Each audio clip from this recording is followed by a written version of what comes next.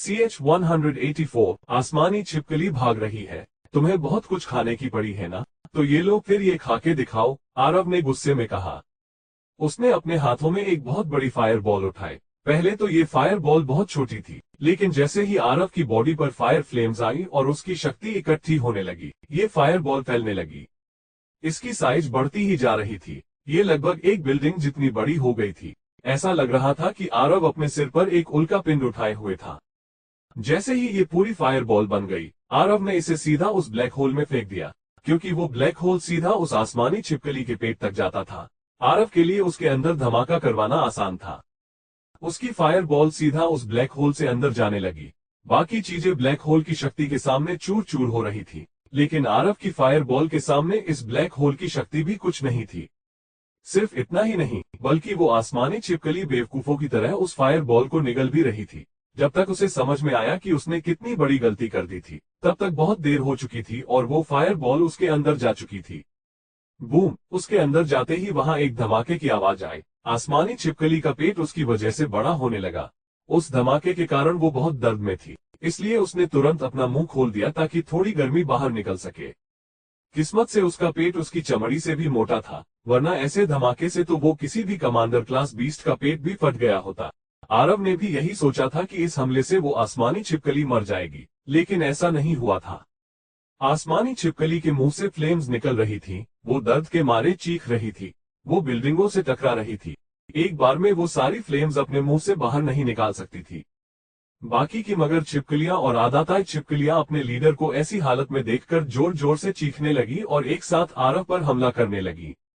उस इलाके में चारों तरफ सिर्फ विशाल छिपकलियां ही थी और वो अब अपने कमांडर को बचाने के लिए आरव पर हमला कर रही थी। लेकिन अब आरव उनसे नहीं डरता था। उसके पास डीमन एलिमेंट की शैतानी शक्ति थी। उल्टा वो तो उन सबको मार गिराना चाहता था। आरव के हाथ पंजों में बदल चुके थे। वो सड़क पर खड़ा हुआ और उसने अपनी तरफ बढ़ती हुई विशाल छिपकलियों को घूरते हुए गुस्से में कहा, अच्छा तो ये मुझसे लड़ेंगी। उसने हवा में अपना पंजा चलाया और उसकी बॉडी से जुड़े हुए शैडो वॉल्फ ने भी यही किया। बस अंतर इतना था कि वो शैडो वॉल्फ इतना बड़ा था कि जब आरव की तरह उसने अपना पंजा चलाया तो 2 किलोमीटर के दायरे में आरव की तरफ आती हुई सारी विशाल छिपकलियां आधे हिस्से में कट गईं। पूरे इलाके में उन विशाल छिपकलियों की लाशें दिख रही थी और कुछ ही पलों बाद चारों तरफ उनका खून फैलने लगा। ये बताना तो मुश्किल था कि आरव के इस पंजे ने कितनी विशाल छिपकलियों को अपना शिकार बनाया था, लेकिन ऐसा लग रहा था कि सड़क पर खून की नदियां बह रही हों। जैसे ही आरव ने अपना हाथ पीछे लिया, उसके वॉल्फ सोल ने भी बिल्कुल वैसा ही किया। फिर उसकी नजर एक छिपकली पर पड़ी जो बाकी की आदाताई छिपकलियों से बड़ी थी। वो आदाताई छिपकली खुद को कहीं भी छुपा सकती थी और इसलिए एक कोने में छिपकर सही मौके का इंतजार कर रही थी ताकि आरव को अपना शिकार बना सके। लेकिन इससे पहले कि वो अपनी चाल चल पाती, आरव ने उसे देख लिया था। आरव ने सोचा, एक बढ़ती हुई आदाताई छिपकली, इसे तो वॉरियर क्लास बीस्ट में सबसे ज्यादा ताकतवर समझा जाता है। खैर, मुझे इससे क्या, मैं तो इसकी मौत बनकर आया हूँ। जैसे ही उस आदाताई छिपकली ने आरव पर हमला किया, आरव तुरंत उस जगह से हट गया और उस छिपकली के पीछे चला गया। इससे पहले कि वो छिपकली पीछे मुड़ पाती, आरव ने उसकी पूंछ पकड़ ली। अपने हाथ से नहीं बल्कि अपने शैडो वॉल्फ के हाथ से, जो आसानी से बड़ी बड़ी बिल्डिंगों को चकनाचूर कर सकता था। अब वो हवा में उल्टी लटक रही थी। उस शैडो वॉल्फ ने उसे हवा में लगभग 60 मीटर ऊपर उठा लिया था और उसे किसी खिलौने की तरह यहाँ से वहां उछाल रहा था। वो छिपकली कुछ तो करने की कोशिश कर रही थी, लेकिन जैसे ही वो हवा में और ऊपर गई, उसके ऊपर एक लाइटनिंग बोल्ट गिर गया।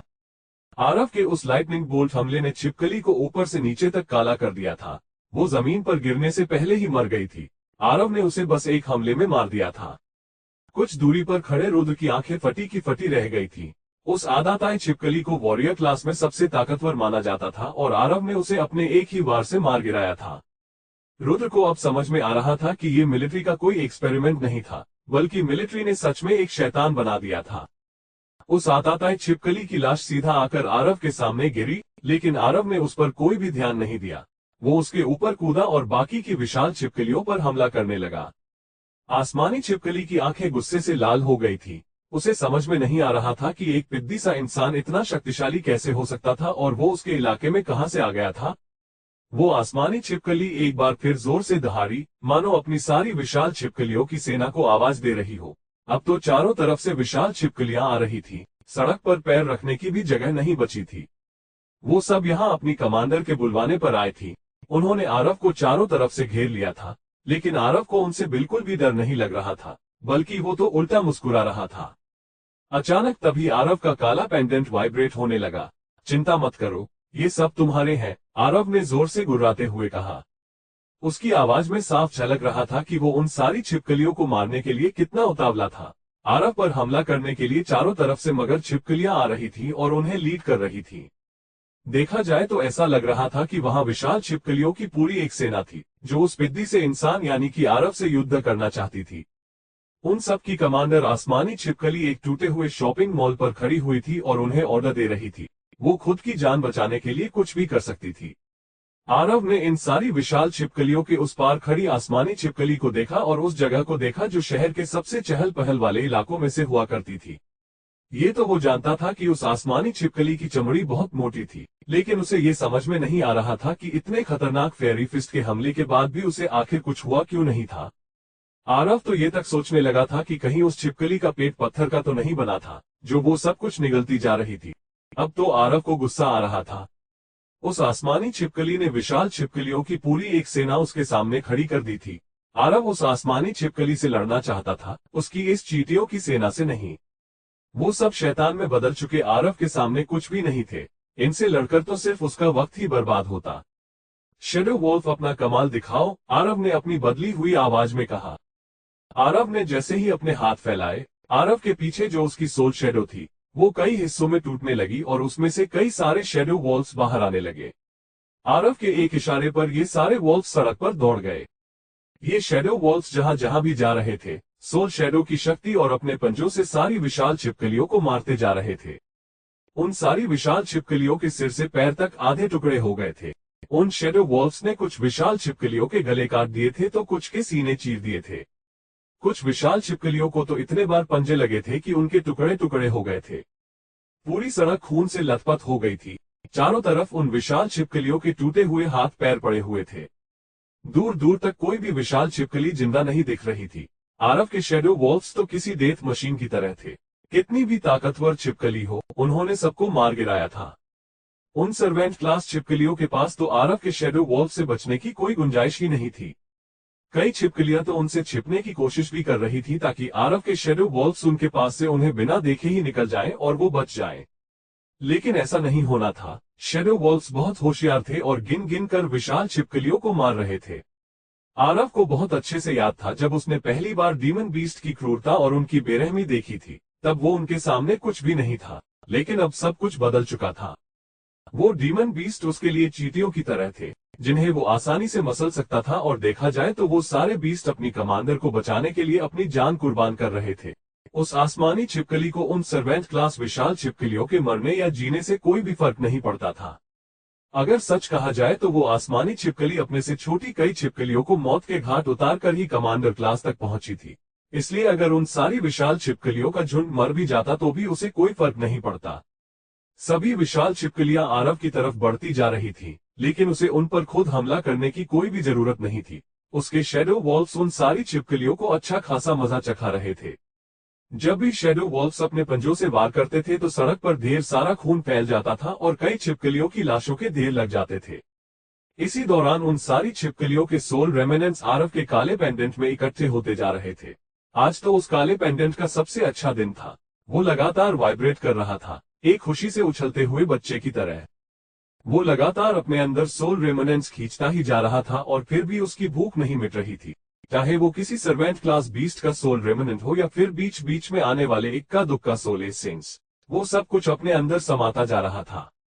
काले पेंडेंट के स्पिरिट वर्ल्ड में कई सारे जुगनू हवा में उड़ रहे थे। ये कुछ और नहीं बल्कि वो सोल रेमिनेंट्स ही थे। ये सारे सोल रेमिनेंट्स तो ठीक थे, लेकिन आरव का काला पेंडेंट तो आसमानी छिपकली का सोल अपने अंदर समाना चाहता था। उसने आज तक कभी भी किसी कमांडर क्लास बीस्ट का सोल अपने अंदर नहीं समाया था और इसलिए वो ऐसा करने के लिए बेहद एक्साइटेड था। आसमानी छिपकली का सोल उसकी शक्ति बढ़ाने में बहुत मदद कर सकता था। देखो, उन विशाल छिपकलियों का झुंड हमारी तरफ ही आ रहा है, रुद्र जोर से चिल्लाया। वो अकेले इतनी सारी विशाल छिपकलियों का सामना नहीं कर सकता था। अपने लाइट एलिमेंट के कारण सिर्फ वही था जो इस वक्त उन चारों में अपना मैजिक इस्तेमाल कर पा रहा था। जैसे ही आरव ने रुद्र को चीखते हुए सुना, उसने मुड़कर रुद्र की तरफ देखा। वो तुरंत भागा और उसने रुद्र से लगभग 100 मीटर दूर छलांग लगाए। अब वो उन चारों के पीछे खड़ा था। उसकी बॉडी पर शैतानी खून से जो निशान बने थे वो चमक रहे थे, खासकर उसके पैरों में जो निशान थे, ऐसा लग रहा था मानो उनमें जान आ गई थी। देखते ही देखते ये चमक डरावनी होने लगी। आरव के पैरों में ढेर सारी डार्क एनर्जी इकट्ठी हो रही थी। आरव ने पूरी शक्ति से लात मारी, जिससे निकला हुआ शॉक वेव तेजी से आगे बढ़ने लगा। आरव, तुमने एक बिल्डिंग को लात क्यों मारी? रुद्र दंग रह गया था। आरव के हमले ने उसे चौंका दिया था, लेकिन उसे ये समझ में नहीं आ रहा था कि आरव ने सड़क के पास एक बिल्डिंग पर यह हमला क्यों किया था। इससे पहले कि रुद्र कुछ और बोल पाता, आरव ने दूसरी तरफ लात मारी और इस बार उसके शॉक वेव का निशाना सड़क के दूसरे तरफ वाली एक बिल्डिंग थी। जैसे ही ये ब्लेड्स जैसे शॉक वेव्स दोनों बिल्डिंगों तक पहुंचे, उन्हें उनके बीच से ही काट दिया और बिना बेस के वो बिल्डिंगें धीरे धीरे ढहने लगी। आरव ने ऐसा हमला किया था कि दोनों बिल्डिंगें गिरते गिरते एक दूसरे से टकरा गईं और फिर जमीन पर गिर गईं। दोनों बिल्डिंगों का मलबा सड़क पर बहुत तेजी से गिरा, जिससे चारों तरफ धूल हो गई थी। लेकिन उन बिल्डिंगों के मलबे ने इकट्ठा होकर विशाल छिपकलियों का रास्ता रोक दिया था। रुद्र और बाकी 3 लोगों के सामने एक सीमेंट और स्टील की दीवार बन गई थी, जो उन्हें सारी विशाल छिपकलियों से बचा रही थी। भले ही बिल्डिंगों ने चारों तरफ के आसपास एक बैरियर बना दिया था, लेकिन रुद्र को लग रहा था कि आरव ने कुछ ज्यादा ही खतरनाक तरीके से उन्हें बचाया था। ऐसा लग रहा है कि आसमानी छिपकली यहाँ से भाग रही है। अचानक रुद्र ने उस उड़ती हुई आसमानी छिपकली को देखकर कहा। आरव की नजर भी तुरंत उस आसमानी छिपकली पर पड़ी जो आसमान में उड़ रही थी। आरव के शरीर से बहुत स्ट्रॉन्ग ऑरा निकलने लगा। वो किसी भी तरह उस आसमानी छिपकली को वहां से जाने नहीं देना चाहता था। आरव एक पल में ही गायब हो गया। जब रुद्र ने कुछ दूरी पर देखा तो शैतान में बदला हुआ आरव तेजी से बिल्डिंगों के बीच कूद रहा था और उस आसमानी छिपकली का पीछा कर रहा था। आखिर ये आरव उस छिपकली का पीछा क्यों कर रहा है? रुद्र को ऐसा लग रहा था कि आज वो ये सब देखने के बाद पागल हो जाएगा। इसे एक कमांडर क्लास डिमन बीस्ट का पीछा करने की क्या जरूरत है? क्या अब हम चुपचाप घर वापस नहीं जा सकते? रुद्र ने खुद से कहा। वो पूरी तरह से फ्रस्ट्रेट हो गया था और अब बस किसी भी तरह सही सलामत घर पहुंचना चाहता था। हे गाइस, मेरे चैप्टर को लाइक करना मत भूलना। आपका एक लाइक मुझे और भी इंटरेस्टिंग और जल्दी लिखने के लिए मोटिवेट करता है। आपके सपोर्ट के बिना यह संभव नहीं है। धन्यवाद। स्माइल।